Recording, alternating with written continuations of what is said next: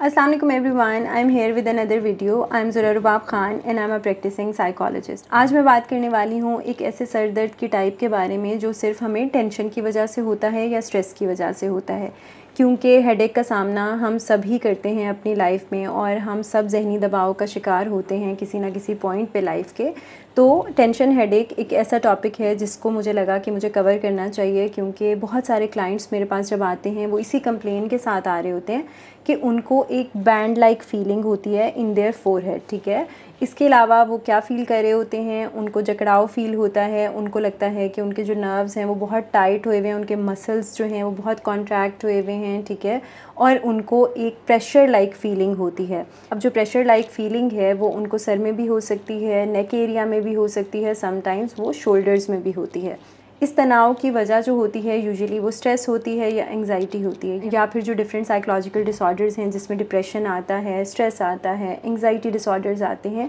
उसमें भी ये प्रॉब्लम देखी गई है। अगर अब मैं बात करूं कि ये प्रॉब्लम कितनी कॉमन है, तो ये इतनी कॉमन है कि 100 में से 90% लोग कभी ना कभी लाइफ में इस प्रॉब्लम से गुजरते हैं। सो जो टेंशन हेडेक होता है उसका जो ड्यूरेशन है वो वेरी करता है फ्रॉम पर्सन टू पर्सन। हो सकता है कि 30 मिनट से लेके कई घंटों तक ये हेडेक चले, लेकिन ये हेडेक जो होता है इसकी ख़ास बात होती है कि ये मॉडरेटली स्टार्ट होता है और फिर हो सकता है कि सेवेरिटी पे जाए। इन कुछ लोगों में ये मॉडरेट ही रहता है, like moderate in a sense कि हल्का हल्का दबाव और वो जो प्रेशर आपको सर में फ़ील हो रहा होता है वो आप फील कर रहे होते हैं और आपका डे टू डे लाइफ चल रही होती है। आप फंक्शनल भी रहते हैं, आप उसमें काम भी कर रहे होते हैं, लेकिन एट द सेम टाइम वो जो डिस्कम्फर्ट है या वो जो खिंचाव आप नेक एरिया में या शोल्डर एरिया में या हेड एरिया में फ़ील कर रहे होते हैं वो भी साथ साथ चल रहा होता है। देखा गया है कि फ़ीमेल्स में ये प्रॉब्लम ज़्यादा होता है, फ़ीमेल ज़्यादा स्ट्रेस हेडेक से गुजरती हैं एज़ कम्पेयर टू मेल्स। लेकिन ऐसा नहीं है कि मेल्स को स्ट्रेस हेडेक्स नहीं होते या वो टेंशन हेडेक्स का शिकार नहीं होते,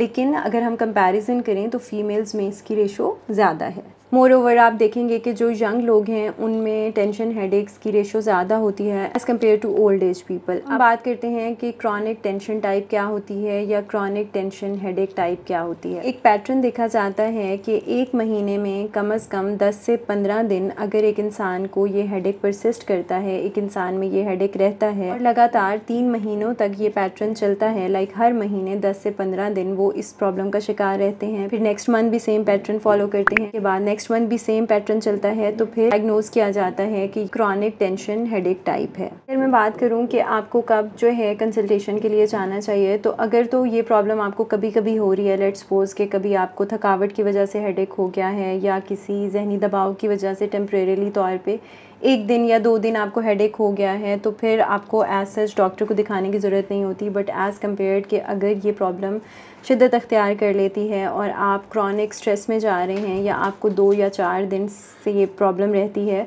तब हो सकता है कि आपको कंसल्टेशन करनी चाहिए, आपको साइकोलॉजिस्ट या फिर जो है डॉक्टर को कंसल्ट करना चाहिए। अब मैं आपको कुछ अलामात बताऊंगी और करैक्टरिस्टिक्स बताऊंगी जिनका आपने ख्याल रखना है, और अगर आपका सर दर्द जो है इन अलामात के साथ एसोसिएटेड है या आप ये सिम्टम्स अपने अंदर देख रहे हैं, तो आपको फ़ौरन से पहले डॉक्टर के पास जाना है और चेकअप कराना है, क्योंकि अगर आपके हेडेक के साथ ये अलामात आ रही हैं तो दैट शोज़ कि आपको टेंशन हेडेक नहीं है, बल्कि आपके हेडेक की रीज़न कुछ और हो सकती है जिसको आपको फ़ौरन से डायग्नोज कराना है। अब चलते हैं उन करैक्टरिस्टिक्स की तरफ कि वो कौन सी ऐसी अलामात हो सकती हैं जिन पे आपने फ़ोकस रखना है। अगर आपको सर दर्द के साथ वॉमिटिंग्स हो रही हैं, लाइक उल्टी आ रही है, या आपको मतली हो रही है, नौज़िया हो रहा है, या फिर जो है आपको शदीद बुखार हो गया है, इस तरह की अलामात अगर अपने अंदर आप देख रहे हैं तो वो टेंशन हेडेक नहीं है। हो सकता है कि आपके हेडेक की रीज़न कुछ और हो, कोई अंडरलाइन कॉज हो जो आपके अंदर ये प्रॉब्लम क्रिएट कर रही हो। कुछ और सिम्टम्स आपने अपने अंदर देखने हैं, लाइक अगर आपको नमनेस फील होती है, बॉडी का कोई पार्ट जो है वो आपका सुन रहता है, या फिर आप नमनेस फील करते हैं, कोई इंजरी हुई है, लाइक कोई एक्सीडेंट हुआ है या आपको चोट लगी है जिसके बाद आपको हेडेक की शिकायत होना शुरू हो गई है,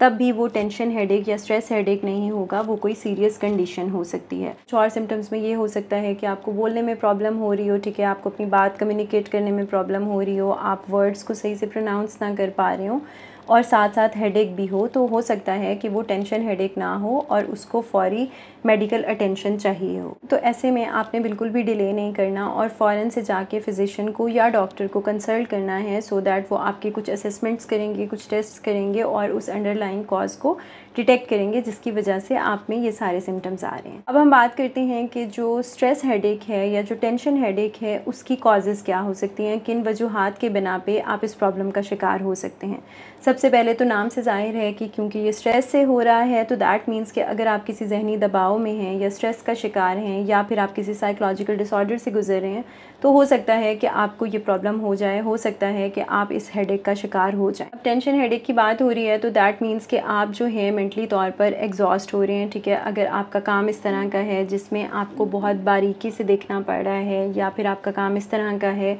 कि आपको वो बहुत ज़्यादा मेंटली थका रहा है, एग्जॉस्ट कर रहा है या फिर आप बर्न आउट कर रहे हैं, तब भी हो सकता है कि आप जो है स्ट्रेस हेडेक से गुजरें। देखा गया है कि कोई ऐसा काम जो आपकी आइज़ पे स्ट्रेन डालता है, लाइक आप बहुत बारीक काम लेते हैं अपनी आइज़ से, ठीक है, तब भी आपको बैक ऑफ योर आइज़ या बैक ऑफ योर हेड जो है एक प्रेशर फील हो सकता है और वो टेंशन हेडेक में कन्वर्ट हो सकता है। इसके अलावा अगर आपका पॉस्चर ठीक नहीं है तब भी आपको कंधों में तनाव की शिकायत हो सकती है। हो सकता है कि आपका जो नेक एरिया है वो अफेक्ट होना शुरू हो जाए। अगर आप डिहाइड्रेटेड हैं या प्रॉपर अमाउंट में पानी नहीं पी रहे या पानी का इस्तेमाल कम कर रहे हैं तब भी देखा गया है कि आपको हेडेक की शिकायत हो सकती है और आपको वो चीज़ ज़्यादा स्ट्रेस आउट कर सकती है। अब कुछ लाइफस्टाइल चेंजेस हैं जो आप अडॉप्ट कर सकते हैं, काफ़ी हद तक स्ट्रेस हेडेक को मिनिमाइज़ कर सकते हैं। अब क्या आता है उसमें रिलैक्सेशन टेक्निक्स आती हैं, ठीक है। PMR आ सकता है, प्रोग्रेसिव मसल रिलैक्सेशन टेक्निक हो सकती है, उसमें कुछ ब्रीदिंग एक्सरसाइजेज हो सकती हैं। ब्रीदिंग एक्सरसाइजेज की भी डिफरेंट टाइप्स होती हैं, उस पर भी मैं वीडियो बना दूँगी सो दैट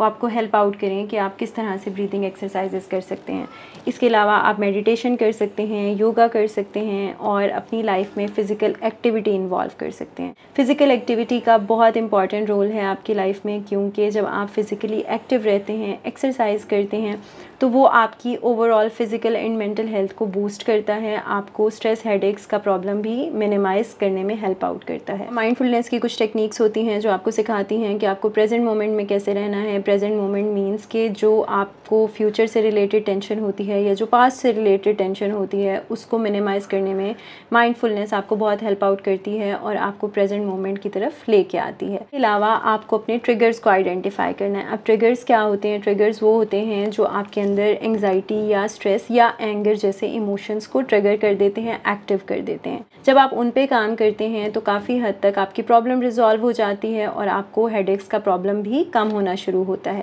इसके लिए आप साइकोलॉजिस्ट की हेल्प ले सकते हैं, क्योंकि अगर कोई ऐसा स्ट्रेसफुल इवेंट हुआ है आपकी लाइफ में जिससे आपको कोप करना नहीं आ रहा या आपको प्रॉब्लम हो रही है तो उसके लिए डेफिनेटली आपको प्रोफेशनल हेल्प की तरफ जाना है, ताकि आप अपने साइकोलॉजिस्ट से उसे इन डिटेल डिस्कस कर सकें और उससे बात कर सकें, उस कॉन्फ्लिक्ट को रिजॉल्व कर सकें जो आपके अंदर ये एंग्जाइटी या एजिटेशन क्रिएट हो रही है। हैव टू सी कि आपके अंदर इरिटेबिलिटी तो नहीं आ रही, आपको बहुत ज़्यादा गुस्सा तो नहीं आ रहा, कोई पैसिव अग्रेशन हो या कोई रिजेंटमेंट हो जो आपके अंदर आ रही हो और आप उससे कोप ना कर पा रहे हो और वो हेडेक की फॉर्म में निकल रही हो। क्योंकि समटाइम्स ये होता है कि जब हम अपने इमोशंस को सप्रेस कर देते हैं तो वो उस टाइम पे तो सप्रेस हो जाते हैं लेकिन वो डिफरेंट फॉर्म में निकलते हैं, कि मसल्स में खिंचाव आना शुरू हो जाता है या फिर जो है आपको लॉन्ग टर्म स्ट्रेस होना शुरू हो जाता है या कोई एंग्जाइटी डिसऑर्डर आपको होना शुरू हो जाता है। जो स्ट्रेस हेडेक है basically that is an indication जो आपको बताता है कि you need to work on your lifestyle, you need to work on your stressors, you need to work on your triggers. तो इन चीज़ों पे लाजमी काम कीजिए, अपनी हेल्थ का ख्याल रखिए और अगर आपको लगता है कि ये शिकायत आपको 3 महीने तक हो रही है और लगातार हो रही है तो फ़ौरन से कंसल्ट कीजिए,